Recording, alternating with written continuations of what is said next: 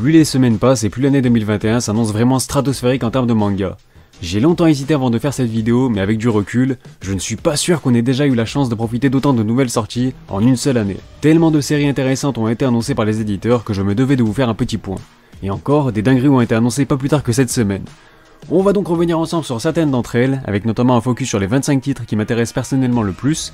25 ça fait déjà beaucoup, et pourtant, j'ai quand même dû me casser la tête pour faire un tri afin de concevoir cette sélection. Cela dit, on fera tout de même brièvement un tour complet des principales sorties de 2021, histoire de vous proposer la vidéo la plus complète possible. Au passage, pour ceux qui se posent la question, mon compte Twitter a été suspendu un petit peu au pif, donc j'ai pas de nouvelles depuis, j'ai pas de réponse de Twitter, donc je sais pas si je vais pouvoir le récupérer.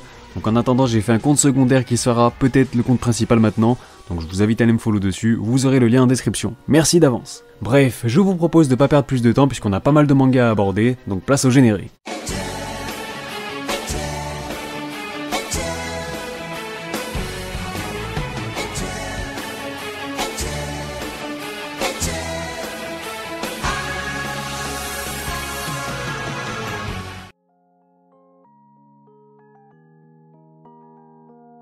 Salut à tous, c'est Otakult. On va comme prévu revenir sur les 25 séries que j'attends le plus pour cette année, mais pas seulement du coup.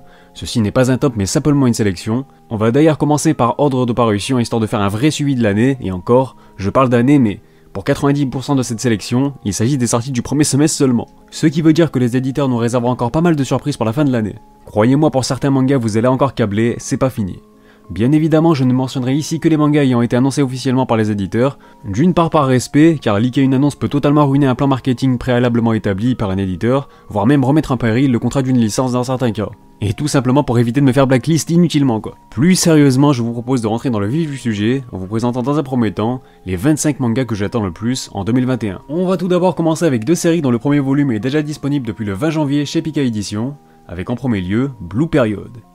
Un seinen signé Yamaguchi Tsubasa qui est toujours en cours de publication, avec 9 volumes parus au Japon. Une adaptation animée a d'ailleurs récemment été annoncée, mais on n'a pas plus d'informations pour le moment concernant le studio, le staff ou encore la date de diffusion. Yatora est un lycéen banal qui n'a pas vraiment d'ambition. Un jour, il aperçoit par hasard le tableau peint par une camarade de classe en cours d'art plastique, un événement qui va bouleverser sa vie et le projeter dans des sphères où il n'aurait jamais pensé entrer. Ayant déjà lu le premier tome et l'ayant assez bien apprécié, Blue Period nous plonge totalement dans un monde artistique et technique tout en restant largement accessible à un public qui n'est pas forcément calé sur le sujet.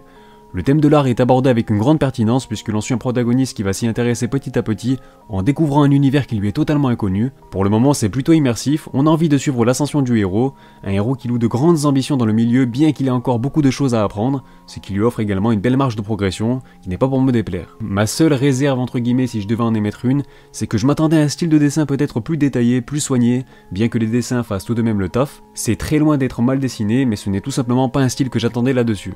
Une nouveauté qu'il va falloir suivre de près. On enchaîne avec une réédition cette fois-ci, Dragon Head de Minetaro Mochizuki.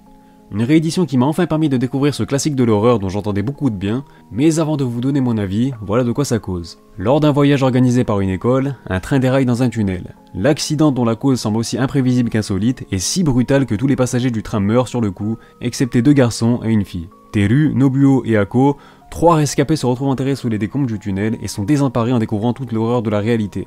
Un huis clos angoissant se met lentement en place, montrant la réaction de 3 jeunes élèves face au chaos. Le synopsis est déjà bien assez vendeur mais c'est très clairement un coup de cœur. On suit l'histoire de 3 jeunes étudiants ayant survécu à un terrible accident causé par une catastrophe qui n'est pas tout de suite expliquée. De ce fait, c'est toute une intrigue mystérieuse qui se met en place, plongeant à la fois les personnages mais aussi les lecteurs dans une ambiance angoissante. Les personnages évoluent dans la crainte puisqu'ils n'ont aucune issue pour sortir de ce tunnel, c'est donc enterrés vivants dans l'obscurité la plus totale qui vont peu à peu sombrer dans la folie. Avancer dans la peur, dans la crainte du moindre danger qui est parfois bien plus proche qu'on ne le croit. L'édition est en tout cas absolument magnifique, le grand format rend parfaitement honneur à cette œuvre emblématique. Cette fois-ci direction les éditions Panini qui sont aussi largement à l'honneur dans cette vidéo. Un éditeur qui mise cette année essentiellement sur des rééditions d'excellents titres de leur catalogue, qui n'ont pas eu un succès escompté il y a quelques années, faute en partie d'une communication bien insuffisante de l'éditeur, on va pas se mentir. C'est donc un Panini avec un nouveau visage qui nous propose la réédition de Sidou, une œuvre de 25 opus signée Tsutomu Takahashi dont les 2 premiers volumes sont parus le 27 janvier. Au milieu du 19e siècle, le Japon traverse une période de grands troubles. Emporté par l'épidémie de choléra qui ravage le pays, une mère laisse ses 2 jeunes garçons orphelins. Shotaro et Gentaro décident de devenir samouraïs comme leur défunt père et se mettent en quête d'un maître pour apprendre à manier le sabre. Mais ils devront affronter de multiples dangers pour rester en vie. Bon, je viens à l'instant de vous parler d'un coup de cœur avec Dragon Head, et bien en voici un second et peut-être même encore plus gros. Quelle claque! Ceux qui me connaissent bien savent à quel point j'apprécie Tsutomu Takahashi, bien que je n'ai lu que très peu d'œuvres de cet auteur au final. J'adore Neun ainsi que Black Box qui n'est pas encore édité, mais avec Sidou, Takahashi s'affirme toujours plus comme l'un de mes auteurs préférés.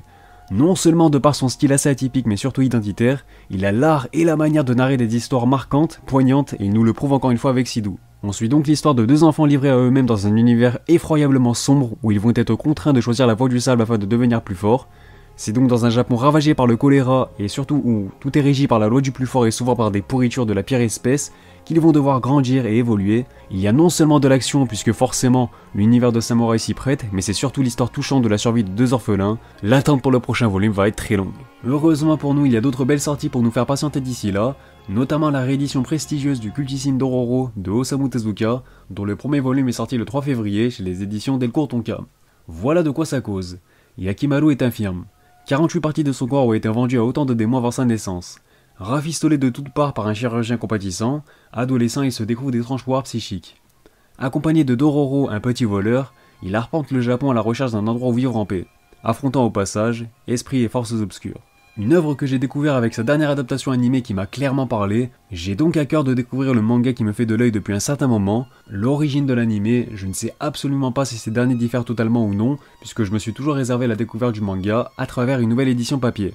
En plus de ça, on a le droit à la fameuse collection Tezuka, toutes les conditions sont réunies, j'ai envie de dire. Mis à part ça, Dororo c'est aussi l'histoire d'un personnage touchant, Yakimaru, un infirme privé de tous ses sens, mais peu à peu, au fil que l'histoire avance, il finit par retrouver son humanité en quelque sorte, un univers aussi entre des samouraïs, des démons, de la vengeance, le tout marié d'un petit côté historique mais aussi fantastique, il y a de quoi plaire, une œuvre du patrimoine tout simplement.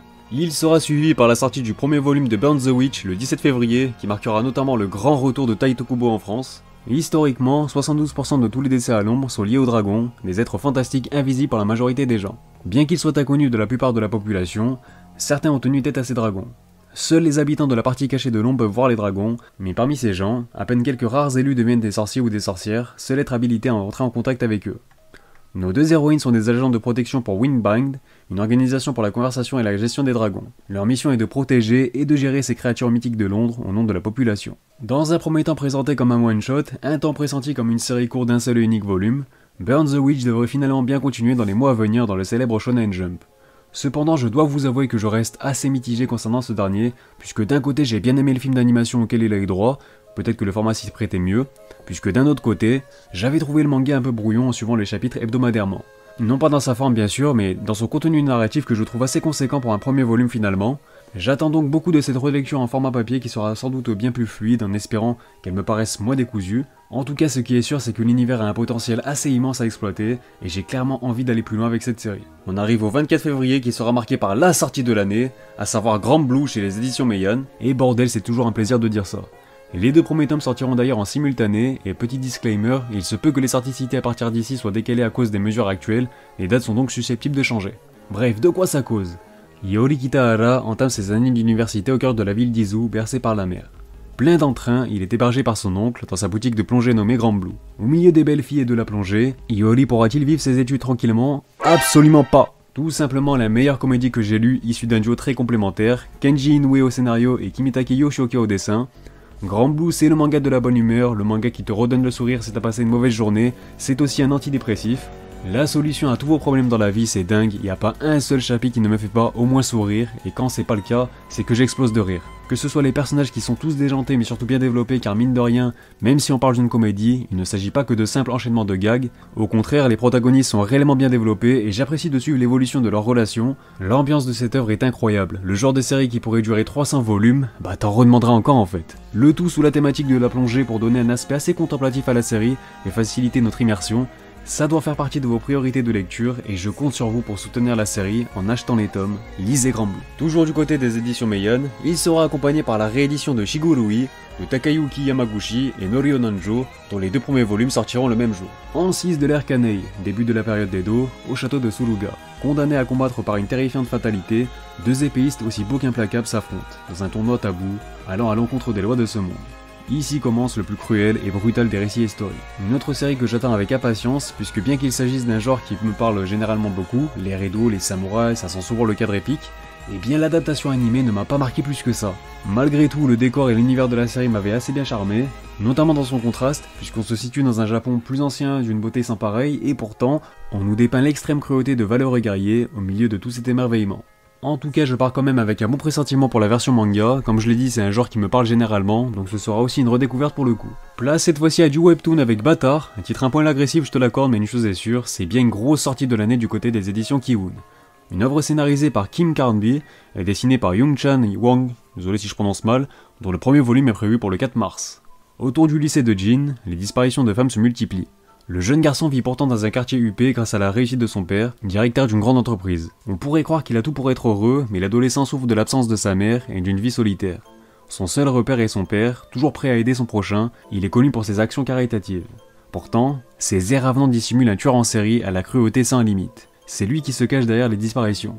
Et Jin est bien placé pour le savoir puisqu'il joue depuis des années le rôle d'Apin afin d'assurer sa propre survie. Qui sortira vivant de cet implacable duel père-fils? J'ai vraiment hâte de découvrir ce webtoon, bien qu'il s'agisse d'un format qui ne m'attire pas plus que ça au final, mais apparemment Bâtard nous propose un thriller psychologique sans concession où le scénario et la narration sont parfaitement maîtrisés, le tout avec beaucoup de suspense et une ambiance assez palpitante, je vous en reparlerai certainement sur la chaîne.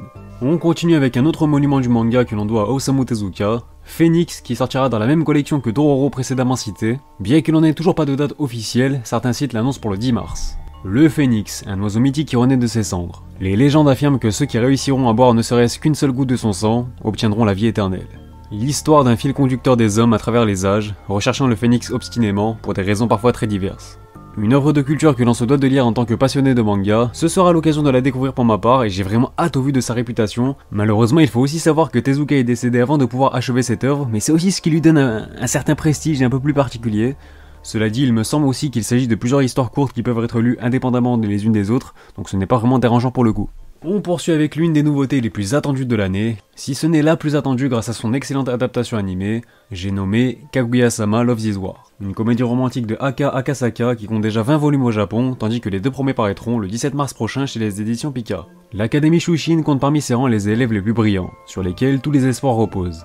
Un jour, au BDE, la vice-présidente Kaguya Shinomiya et le président Miyuki Shirogane se rencontrent et tout laisse à penser qu'ils se plaisent. Mais 6 mois s'écoulent sans que rien ne se passe. Ils sont tous deux aveuglés par leur fierté et ne cherchent qu'à pousser l'autre à se déclarer. Une comédie romantique et psychologique qui va faire sensation, c'est la guerre. Kaguya-sama Love This War, c'est clairement le top niveau de la comédie. C'est absolument tout ce que j'attends d'une romance, pas de clichés, pas de niaiseries, pas d'histoire d'amour classique et linéaire. Non, loin de là, l'auteur nous prend à contre-pied et s'amuse avec les codes du genre. Un humour efficace jouant sur l'ego de ses deux principaux protagonistes au fort caractère. C'est vraiment un délire de les voir monter des stratagèmes afin que l'autre se déclare en premier. C'est encore plus drôle quand ils essayent de retomber sur leurs pattes lorsqu'ils font une petite boulette. C'est à la fois rafraîchissant et divertissant, avec en prime une petite mise en scène jojoesque où l'absurde prend place. On ne demande pas mieux pour passer un bon moment, je suis donc très impatient de pouvoir lire le manga. On va enchaîner plus rapidement en faisant un point plus global sur l'univers du grand Junji Ito, qui marquera son grand retour chez les éditions Delcourt Tonkam, avec pas moins de 3 sorties simultanées le 17 mars prochain également. En commençant par la réédition de Gyo, en un gros volume intégral de 400 pages dans une collection similaire au titre d'Osamu Tezuka. Au cours des vacances en amoureux qu'ils sont venus passer à Okinawa, Kaori et Tadashi font une étrange découverte. Des poissons à pattes courant sur la plage. Bientôt, c'est une nuée de ces monstrueuses créatures qui débarquent sur la terre ferme, alors qu'un requin aux dents démesurées commence à attaquer les baigneurs. Il sera donc accompagné par ce qui est peut-être l'œuvre la plus réputée de l'auteur, à savoir Spiral, qui est aussi une réédition intégrale dans la même collection, mais en 700 pages cette fois-ci. De prime abord, Kurozu ressemble à une banale petite ville de campagne.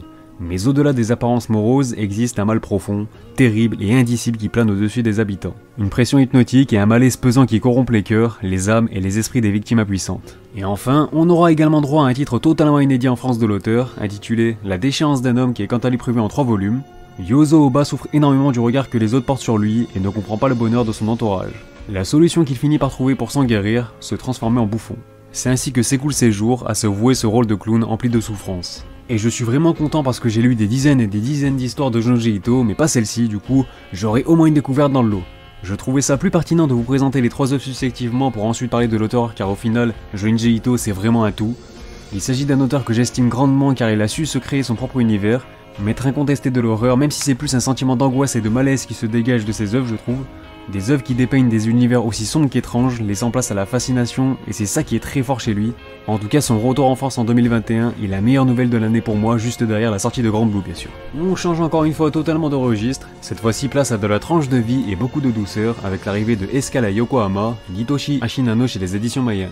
Son premier volume est prévu pour le 24 mars. Alpha tient un petit café à l'écart de la ville. Le temps s'y écoule paisiblement, comme si plus rien n'avait d'importance. Entre deux approvisionnements à la ville de Yokohama, elle observe le monde, regarde le soleil se lever puis se coucher, et profite du temps qu'elle passe avec ses rares clients. Malgré les apparences, la belle Alpha est un robot, et cela fait bien longtemps qu'elle est là. Jour après jour, elle attend patiemment le retour de son maître, en jouissant tranquillement de la vie qui lui a été offerte. Un manga qui se sera longuement fait attendre en France, puisqu'il date quand même des années 90, compilé en 14 volumes au Japon. Mais bien que je n'ai pas encore lu cette série, je n'ai entendu que d'excellents retours sur cette dernière. Je pense que le petit résumé est assez parlant, ça m'a l'air d'être le genre de manga qui ne dégage que de bonnes ondes. Et pour avoir survolé un petit peu certaines planches, l'auteur a un style vraiment apaisant, parfaitement dans le ton du manga je trouve. Bref, une petite bouffée d'air frais qui prouve qu'il y en a vraiment pour tous les goûts cette année en termes de nouveautés. On passe déjà à la 8ème réédition abordée dans cette vidéo, avec Banana Fish à l'honneur cette fois-ci. Un autre relancement de catalogue prévu aux éditions Panini avec la sortie des 2 premiers volumes pour le 31 mars. De quoi ça cause? En 1973 au Vietnam, un soldat américain perd la tête et tire sur ses camarades. Dès lors, il ne parle plus, si ce n'est pas pour laisser échapper parfois ces 2 seuls mots, Banana Fish. 12 ans plus tard, à New York, la police enquête sur une série de suicides pour le mois d'août, lorsqu'un jour, un homme est abattu froidement dans la rue, et avant de mourir, remet à un jeune chef de bande nommé H une mystérieuse substance. Quel lien y a-t-il entre ces morts suspectes? H tente de découvrir la vérité. Banana Fish revient vraiment de loin et je pense qu'on peut expliquer son retour dans nos librairies en partie grâce à son adaptation animée même si elle date déjà de 2018 mine de rien. Cela dit, les éditions Panini misent beaucoup sur ce titre mine de rien puisqu'il reviendra en format deluxe pour le coup. Après ne l'ayant pas encore lu ni vu, je ne pourrais vous en dire plus si ce n'est qu'il s'agit d'un manga que je vais suivre de très près. 2021 c'est aussi le grand retour du Furieux en France avec les racailles de l'autre monde annoncés pour le 1er avril du côté des éditions Kiun. Une série de Hiromasa Okujima qui ne compte actuellement que 2 volumes seulement au Japon, une licence assez rapide qui est intéressante de souligner. Dans un lycée technologique de la banlieue de Tokyo, Shinichi et ses comparses Ryuji Masamune et Hiro règnent en maître après avoir terrassé les unes après les autres toutes les bandes de la région. Et pour l'imbattable Shinichi, cette victoire est trop facile. Que faire à présent qu'il a atteint son objectif? Se battre, c'est le seul moyen qu'il a trouvé pour apaiser sa frustration à l'idée de devoir reprendre les rênes de la petite usine familiale. Alors qu'il désespère de trouver un voyou à sa hauteur, il est brusquement propulsé avec ses amis dans un monde de fantaisie. Mais ses points ne suffisent plus face à la créature maléfique qui apparaît devant lui. Pour la villageoise qu'il a sauvée, pas de doute, lui et ses amis sont les princes de la prophétie, destinés à vaincre le dieu du mal. Shinichi est aux anges, il tient enfin un adversaire digne de lui. Un Furio Isekai, le délire est assez particulier puisque d'un côté j'adore le genre Furio qui met souvent en lumière des thématiques sociales, de la violence, de la délinquance, et d'un autre côté, j'adhère que très rarement aux Isekai. Pour le coup, ce n'est que de la simple curiosité concernant les racailles de l'autre monde, mais ça pourrait être une bonne surprise. C'est bien beau tout ça, mais qui dit grosse année, dit grosse sortie du Shonen Jump, ça va de pair. J'ai donc également sélectionné Mashle d'Hajime Komoto, toujours en cours au Japon avec 4 volumes parus à ce jour, tandis que le premier est prévu pour le 7 avril en France chez les éditions Kazé. Dans un monde où la magie fait loi, il était une fois Mage Burn Dead. Élevé au fin fond de la forêt, le jeune garçon partage ses journées entre séances de musculation et dégustation de choux à la crème. Mais un jour, un agent de police découvre son secret. Il est né sans pouvoir magique, ce qui est puni de mort. Pour survivre, il va devoir postuler à Heiston, une prestigieuse académie de magie, et en devenir le meilleur élève. La magie n'a plus qu'à bien se tenir, avec sa musculature affûtée et sa force hors du commun, Mage compte bien pulvériser tous les sorts et briser les codes de cette société. Je vais être honnête avec vous, pour avoir suivi les tout premiers chapitres à ses débuts dans le Jump, je n'avais pas accroché du tout. Mais avec du recul, je me dis que j'ai peut-être trop pris Mashle au premier degré justement, et il se peut que je sois donc passé totalement à côté du délire. Ça me paraissait bien trop fade, et la parodie de Saitama à l'école des sorciers ne m'a vraiment pas aidé, mais en tout cas, j'ai cette envie de lui laisser une seconde chance, c'est toujours plus agréable de découvrir ou redécouvrir une série avec le format papier, et au passage, petite parenthèse, je suis assez étonné de la discrétion des éditions Kazé sur cette année 2021 puisqu'ils semblent essentiellement miser sur Mashle. Ils ont l'air de croire en cette série, ce qui renforce un peu plus mon regain d'intérêt. On reste dans le ton de la comédie avec un manga qui m'a bien plus emballé, The Fable de Katsuhisa Minami. Le premier opus sortira le 21 avril chez Pika Édition. Sans doute l'annonce que j'attendais le moins au vu du nombre important de volumes au Japon, 22 pour être précis, d'un Furio qui plus est. C'est donc rapidement devenu l'une de mes priorités puisqu'il s'agit d'un de mes gros coups de cœur de 2020. On suit l'histoire d'un tueur à gages de légende à qui l'on ordonne de calmer un peu le jeu en allant mener une petite vie tranquille de citoyen lambda le temps d'une année, sauf que The Fable... Bah c'est tout sauf un citoyen lambda. Très vite son passé le rattrape et les ennuis reprennent alors qu'il fait tout son possible pour y échapper. Le décalage est excellent, cela crée un certain contraste qui fait de l'humour l'un des plus gros points forts de la série. Outre l'action bien présente également, j'apprécie énormément le côté tranche de vie de ce manga. Les personnages sont tellement attachants que ça dégage une bonne ambiance malgré qu'on évolue dans le sombre univers des tueurs à gages et yakuza en tout genre. Bref, si vous souhaitez le retour des furieux en France, il va falloir soutenir celui-là et ça tombe bien puisque The Fable veut clairement le coup. Place à des enquêtes, du drame et des mystères avec le manga Don't Say Mystery de Yumi Tamura, principalement connu pour ses œuvres Set Size et Basara. Le premier tome paraîtra le 30 avril chez les éditions Noeve Graphics. Totono Kuno est un étudiant solitaire qui n'aspire qu'à profiter des journées tranquilles et apprécier les choses simples de la vie. Sa routine est bouleversée le jour où la police se présente à sa porte, l'un de ses camarades de classe a été assassiné et il est le seul suspect. Il faudra à Totono déployer toutes ses capacités de déduction pour lever les soupçons qui pèsent sur lui. Heureusement, il ne manque pas de ressources dans ce domaine. Alors Noeve Graphics, tout récent éditeur sur le marché, a annoncé pas mal de séries qui ont attiré mon attention, mais c'est bien celle-ci qui m'a le plus tapé dans l'œil. Je suis très friand de ce thriller, en tant que gros fan de Naoki Urasawa. J'aime beaucoup ce procédé narratif où le protagoniste est accusé à tort pour un crime qu'il n'a pas commis. C'est clairement le genre de manga qui sait te tenir en haleine avec de nombreux rebondissements, donc j'ai envie de dire pourquoi pas. En tout cas, vu la qualité d'édition des bouquins de chez Noeve Graphics, je me fais pas de soucis. Don't Say Mystery est entre de bonnes mains, et j'ai hâte de découvrir cette histoire bien intrigante. J'ai déjà cité de sacrés morceaux, mais un autre titre très attendu s'invite à ce festival de nouveautés, j'ai nommé Aohashi. Au-delà de cette annonce encore une fois assez inattendue pour un manga de sport de 22 tomes qui est toujours en cours de parution au Japon, on retiendra que c'est un tout nouvel éditeur qui nous le proposera. En effet, Aohashi sera donc le titre de lancement des éditions Mangetsu qui ont annoncé la sortie des 2 premiers volumes pour le 26 mai. Mais avant de revenir sur ce point, voilà de quoi ça cause. Aoi Ashito est un surdoué du football, mais il souffre depuis toujours d'un caractère trop impulsif. Après avoir été témoin du talent d'Ashito, le directeur des U18 du Tokyo Esperion FC lui recommande de participer à une détection à Tokyo. Sans le sou ni véritable connaissance des rouages de la formation professionnelle, Ashito se lance corps et âme dans un grand voyage qui l'amènera peut-être un jour jusqu'au sommet du football japonais. Tout d'abord, je tiens à dire que j'ai eu le plaisir de discuter avec le directeur de collection de Mangetsu, dédicace à toi Sullivan, et pour le coup, ils ont vraiment à cœur de faire les choses bien. Durant mon échange, j'ai senti toute la passion qu'il animait pour les mangas et donc pour Aohashi, et en tant que grand passionné de football également, ça me parle forcément. Une série que je suivais de loin mais avec une certaine attention tout de même, parce que je le voyais souvent dans les tops de vente au Japon, l'esprit shonen, l'entraide pour faire passer le collectif avant tout, mais un scénariste qui sait aussi casser un petit peu les codes, que l'on retrouve parfois dans les mangas de sport.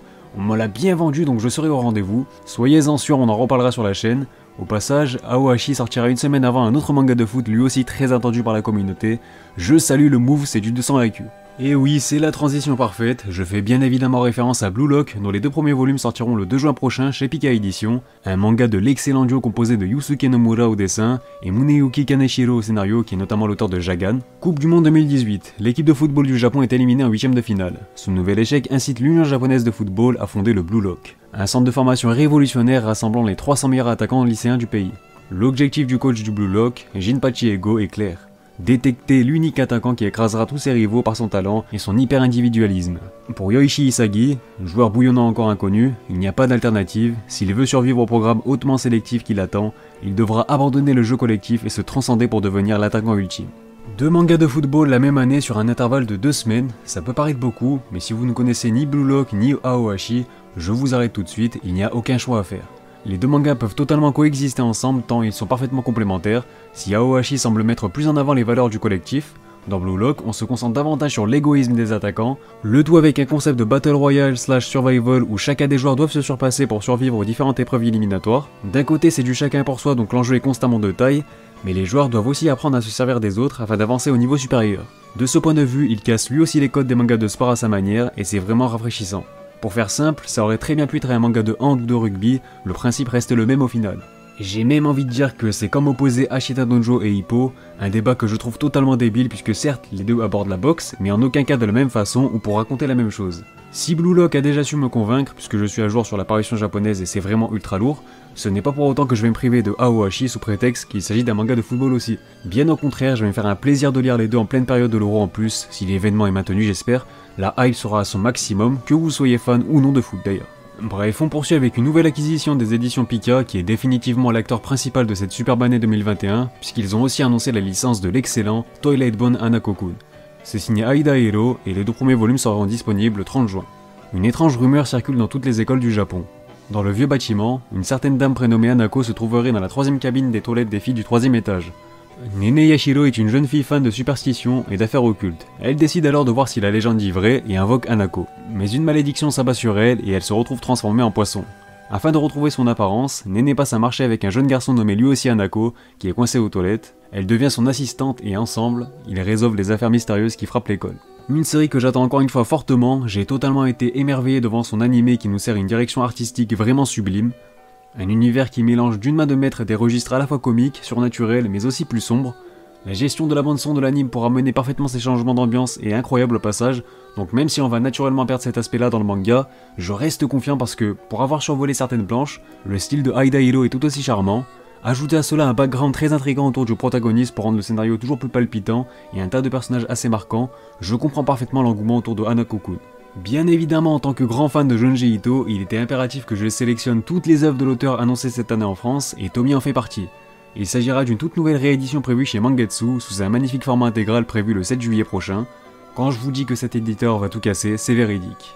Des élèves massacrent une jeune fille sans raison, un couple de personnes âgées sans histoire se comporte étrangement, un médecin obsédé par une patiente, une jeune fille subit une greffe et devient peu à peu l'exacte réplique de la donneuse. Tous ces phénomènes étranges ont la même explication, Tomie. Tomie, la beauté suprême incarnée dans un démon. Aussi belle que froide, tour à tour enjôleuse et capricieuse, une fois pris dans ses filets, plus rien ne vous séparera, pas même sa mort. Très clairement l'une des séries les plus cultes de l'auteur, mettant accessoirement son personnage le plus emblématique en scène.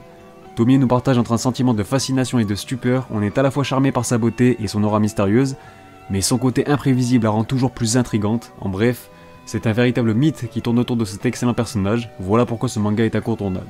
Vous n'êtes pas encore rassasié, et bien on continue puisqu'il faudra prévoir du budget pour la réédition d'un monument du Shonen Jump, Yu Yu Hakusho. En effet, le manga effectuera son grand retour chez les éditions Kana sous le format d'une star édition dans la continuité de celle proposée par Shaman King ou encore Slam Dunk. Le premier volume sortira en juillet.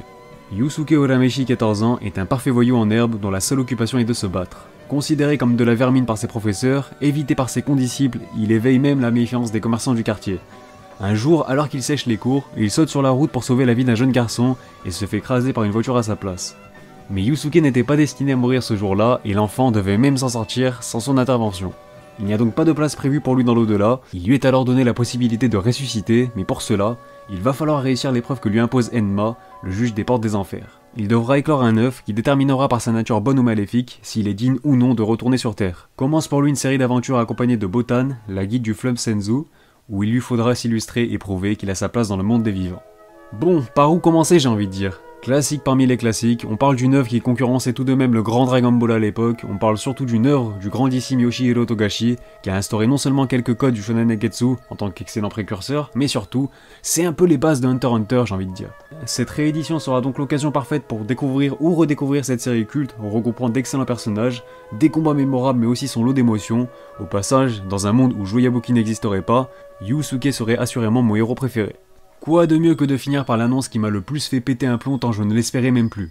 Keiji, scénarisé par Keishiro Ryu, mais surtout dessiné par l'immense Tetsuo Hara, papa de Hokuto no Ken entre autres.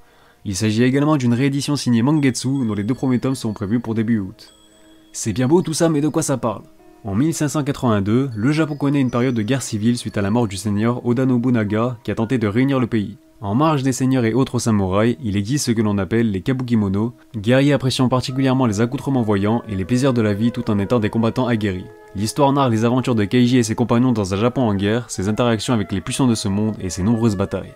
Si vous suivez avec un minimum d'attention mes vidéos Jump Retro, une émission retraçant diverses années de l'histoire du Shonen Jump, vous n'êtes pas sans savoir qu'une série m'avait particulièrement tapé dans l'œil. Pour vous resituer un peu tout de même, Keiji est quand même un sacré morceau puisqu'il s'agit d'un manga qui a aussi contribué à l'âge d'or du Shonen Jump. Cette fameuse époque où le magazine rayonnait de 1000 feux avec un catalogue stratosphérique composé de Dragon Ball, Slam Dunk, Yu Yu Hakusho précédemment cité, City Hunter, Kenshin et j'en passe. Pourtant, malgré une première sortie en France chez les éditions Casterman, Keiji n'a jamais connu le succès qu'il méritait en France. Il sera donc temps de remédier à cela et j'ai plus que jamais hâte de plonger dans un Japon féodal dépeint par la plume de Tetsuo Hara. Voilà pour ce qui est des 25 séries que j'attends le plus cette année, une sélection bien entendu très subjective. Nous allons maintenant nous focaliser sur les principales autres sorties de l'année, toujours par ordre de parution, en revenant dans un premier temps sur les nouveautés déjà disponibles que je juge un minimum intéressantes. En commençant par la réédition du shoujo Aozora Yel, dont les 2 premiers tomes sont déjà sortis chez Panini. une romance abordant le thème assez original de la fanfare, du baseball et autres activités lycéennes. Je pense forcément à la sortie du manga Pokémon Épée et Bouclier, volume 1 chez Kurokawa, l'excellent one-shot Sayuki Den rendant superbement hommage à la légende du roi singe, avec une édition absolument grandiose, grand format, full page couleur, des dessins stratosphériques, c'est limite un artbook le bordel, et c'est disponible chez PK Edition. Il y a aussi les carnets de l'apothicaire chez Kiun qui cartonnent pas mal au Japon, le Eishi comic Masamune-kun's Revenge chez les éditions Meian, Shai disponible aux éditions Kana qui est un pur manga d'action où les protagonistes sont des super-héros représentant chacun un pays différent. De nouveau chez Kiun, je me dois de citer le one-shot My Broken Mariko qui a déjà reçu pas mal d'éloges, une histoire au ton plus dramatique. On passe au mois de février avec la sortie des 2 premiers tomes de L'homme qui tua Nobunaga chez Delcourt Tonkam, le one-shot Sahara, le samouraï aux fleurs d'un ancien assistant d'Eiichiro Oda, donc l'auteur de One Piece, chez les éditions Nobinobi qui a l'air tout aussi intéressant. Côté nouveauté chez Panini, Sarissa of Noctilucence est aussi un titre de science-fiction à surveiller. On va cette fois-ci passer aux nouveautés dont les tomes ne sont pas encore disponibles comme Demon Slave, principale sortie des éditions Kurokawa par l'auteur d'Akame ga Kill. Vous connaissez sans doute l'anime, et bien le manga de Carol and Tuesday paraîtra le 17 février chez Nobinobi encore une fois. Il y aura également le spin-off Sky High Survival Next Level de la série éponyme chez les éditions Kana. Du côté des éditions Naban, c'est la réédition de Say Hello to Blackjack qui est attendue pour le 26 février, histoire de bien finir le mois. On arrive en mars avec un nouveau et prestigieux volume de la collection des chefs-d'œuvre de Lovecraft chez Kiun, intitulé Celui qui hantait les ténèbres par le célèbre Gu Tanabe, qui est prévu pour le 4 mars. Je sais qu'il y a beaucoup de fans de la licence, donc notez bien que le premier volume de Persona 4 paraîtra le même jour chez Mana Books. Suivi le lendemain par un titre du Shonen Jump assez attendu, Mission Yozakura Family débarquera donc chez les éditions Kana. Kurokawa misera encore une fois sur du Pokémon avec la sortie du premier volume de Pokémon Noir et Blanc 2 le 11 mars. 2 titres très attendus sortiront tous les deux le 12 mars chez le nouvel éditeur plein de promesses Noeve Graphics, à savoir la romance Reta Girlfriend ainsi que la comédie Arrête de me chauffer Nagatoro qui aborde notamment le thème du harcèlement. Pas mal teasé du côté de Panini, il semblerait que la réédition de Eden soit fixée pour le 24 mars.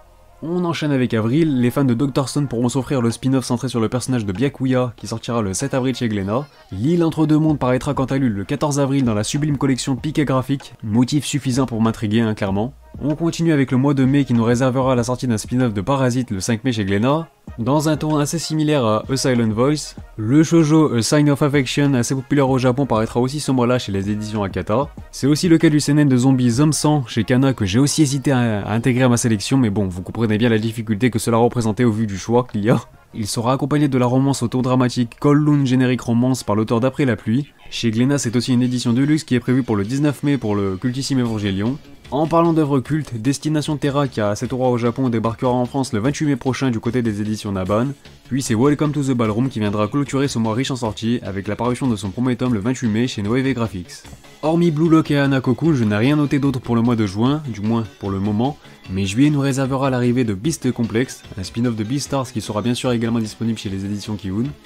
Mais surtout, une réédition de l'œuvre culte de Kazuo Umezu sortira ce mois-ci chez Glénat, j'ai nommé L'école emportée. Et enfin, septembre sera marqué par la sortie du premier volume de Shangri la Frontière chez Glénat, un manga qui connaît un succès retentissant au Japon dans le Shonen Magazine. Ajoutez à cela la parfaite édition de Mermaid Forest de Rumiko Takahashi, toujours chez Glénat, qui ont d'ailleurs notamment aussi annoncé la licence de l'artbook Dragon Ball Shōzenshu, attendu depuis des années en France. Pour finir, il y a Butterfly Beats qui arrive chez Mangetsu qui n'a pas encore de date, on suit l'histoire d'une geisha mais rien que le visuel m'a mis une claque de ouf, sans oublier le célèbre Solo Leveling chez Delcourt Tonkam qui est d'ailleurs déjà disponible également sur la plateforme Verito. Encore une fois, je n'ai évidemment pas pu tout citer, donc je vous laisse me compléter en commentaire avec les sorties qui vous intéressent le plus. Si possible, précisez-moi quelles sont vos priorités parmi toutes ces belles sorties. Malheureusement, je pense aux grosses sorties qui arrivent mais qui ne sont pas encore annoncées, donc je peux pas les citer, mais vous allez câbler encore une fois. Bon, je peux quand même citer la Perfect Edition de Dragon Quest prévue chez Delcourt Tonkam, le leak a déjà très largement tourné donc on va pas faire les aveugles non plus, ce sera évidemment Day One pour Die aussi. En conclusion, 2021 sera porté par certains éditeurs misant davantage sur de nombreux titres très attendus par la communauté comme les éditions Pika et Meian. C'est aussi le cas des éditions Mangetsu et Noeve Graphics qui nous proposeront en plus un peu de fraîcheur avec des titres très complémentaires. On peut bien entendu citer les nombreuses rééditions longuement désirées du côté de Panini ainsi que Delcourt Tonkam, avec entre autres le retour au premier plan du grand Junji Ito en parallèle chez Mangetsu encore une fois. Sans oublier les autres grands noms du marché bien sûr que sont Kana, Kiun, Glénat et Kazé, qui nous proposent chaque année du lourd en espérant que les éditions Kazé nous réservent aussi de belles surprises pour la fin de l'année. 2021 fourmille vraiment de belles sorties aussi bien du côté des éditeurs aux séries plus confidentielles comme Akata, Naban Edition et j'en passe. De quoi nous proposer un choix plus que jamais varié, c'est fantastique, c'est une première et j'espère que cela se soldera par une année historique pour le marché du manga français. Bref, sur ce la vidéo est terminée donc j'espère qu'elle vous aura plu, pensez à vous abonner et à activer la cloche pour ne pas manquer les prochaines vidéos. Vous pouvez également me retrouver sur mes différents sociaux disponibles en description, surtout Twitter, je vous rappelle que mon compte a sauté sur Twitter, on sait pas trop pourquoi, mais bref, en tout cas j'ai pas de nouvelles, j'ai pas de réponse de Twitter, donc en attendant j'ai fait un autre compte, donc je vous invite à aller me follow si c'est pas déjà fait. Quant à moi, je vous dis à très bientôt pour de prochaines vidéos, portez-vous bien et surtout, on se regarde.「